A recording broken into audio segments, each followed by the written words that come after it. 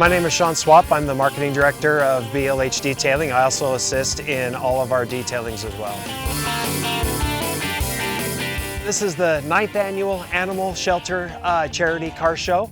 So we have a lot of people with a lot of great cars that they've been restoring and making look as beautiful as possible to come out, show them off, win awards, get judged, and we're using the money that we bring into this show and donating it to the animal shelters, also supplying them with food. I think one of the biggest things that is near and dear to Brian's heart is definitely the fur babies. All the animals in the animal shelter need just as much help as anybody else around here. And so he has spent year after year just making sure that all of our local animal shelters have enough food and the resources needed to help them out. Come out to the charity shows quite a bit. It's a good cause. We help out the animals either through donations or through foodstuffs. My car is a 2007 Mustang GT. It's got about $22,000 into the motor and fuel system. Behind me we have a lot of the Mustang Alley and a lot of really old classics. We have one of the most brand new Corvettes, Model A's and Model T's down on the other end and everything in between. So if you can conceive it and it's been made, it's probably here at the show.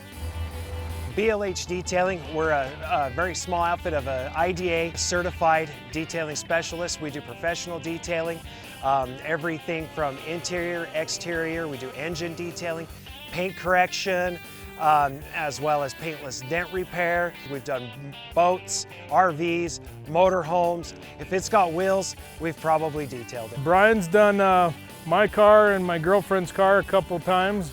Pretty good, and he's fair on his prices. I think one of the best things about Brian is he's bringing a lot of different people here to just celebrate, a great summer, great cars, good fur babies at the animal shelters. And so I don't think that you could really find a better guy to put something like this on. Now our best to show. This is the one that got the most votes today, but it's number 14 with a 1976 Ford Bronco. Best to Show winner 2021.